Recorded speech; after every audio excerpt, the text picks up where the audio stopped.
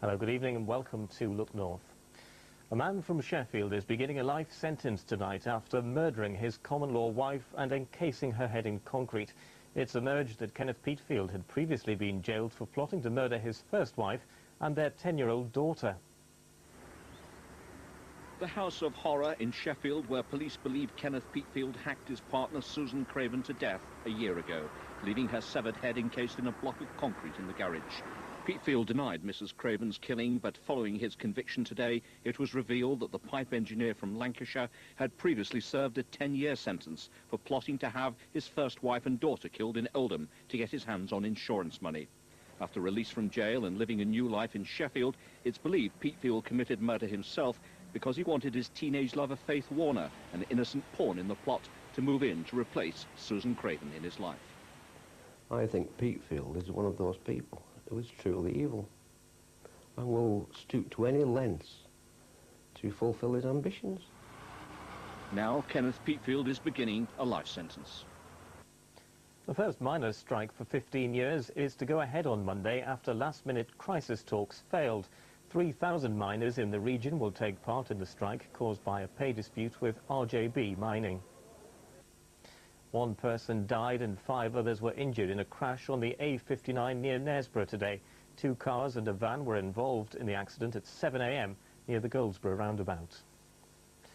Extra police are being brought in to flood-hit parts of North Yorkshire because of fears empty homes will fall prey to thieves. 2 people have already been arrested in one of Malton's flooded streets after an attempted break-in.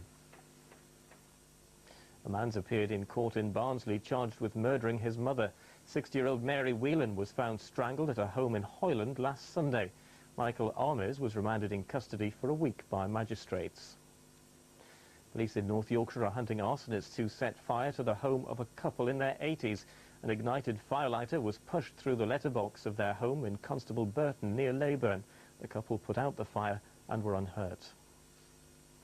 Protesters are celebrating tonight after plans to burn BSE-infected cattle waste at an incinerator in Lincolnshire were thrown out. The proposals from Fibrogen were turned down by councillors at a meeting this afternoon. Residents had protested against the proposals to create the biggest incinerator of its kind at Flixborough. The company is now considering an appeal. Finally, somebody somewhere out there is a millionaire, but they don't know it yet. A lottery ticket worth more than £1 million is lying unclaimed, and the lucky winner is from Hull. So just in case you might be the lucky person, here are the numbers. They are 7, 19, 32, 37, 40 and 44. Go and check your tickets. That's it from us. Comic Relief continues in a moment. Hello to all those I met at Brotherton earlier today. Well done to you. From all of us here, good night. Hello there, good evening. Well, I hope you've been enjoying your fundraising today. In fact, the warmest day in London so far this year at 16 Celsius, that's 61 Fahrenheit. You really did feel a change in the south. And we inherited that warmth from the continent, but unfortunately not just the warmth. We've also seen some rather disturbed weather coming up from France. A real arc of cloud now pushing in across southern parts of Britain, not just wet weather, but also some rumbles of thunder. But let's look at the radar then. You can see how things have deteriorated through the afternoon. We've had that rain gradually pushing in. Bright colours on the radar.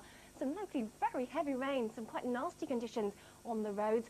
And it's not just rain, there's also that thundery activity as well. And you can zoom in on the radar, seeing that rain now pushing in towards Stevenage and London and up in towards the Midlands. So there will be some heavy rain around then, some quite tricky conditions on the roads for a time. But I think by the end of the night, the worst of that wet weather will have pushed out into the North Sea, and then we'll be left with just spots of rain, I think, but a lot of cloud, mist and fog. Now, still some showers up to the northwest of Britain, but I think some good breaks developing across much of Northern Ireland, central and eastern Scotland. Here's some of the lowest temperatures at about 0 or 1 degree, so some patches of frost there. But I think really for much of England and Wales, we are looking at quite a mild night, no lower than around 7 Celsius across East Anglia and the southeast. So to start with tomorrow then, we keep all that mild, rather murky weather for much of the morning. Still a little bit of rain around as well. But I think as we go into the afternoon, we'll see some brighter skies getting down in towards the southeast.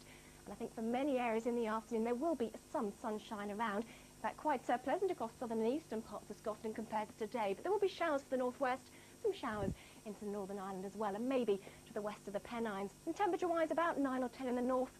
Not quite as high as today, but still 12 to the Midlands and the southeast. And then for Sunday, well, we keep high pressure across southern parts of Britain, so not bad, some quiet weather, some mist and fog, but showers for the northwest. Now, I hope you have a very good evening. I'll just leave you with this red nose speak.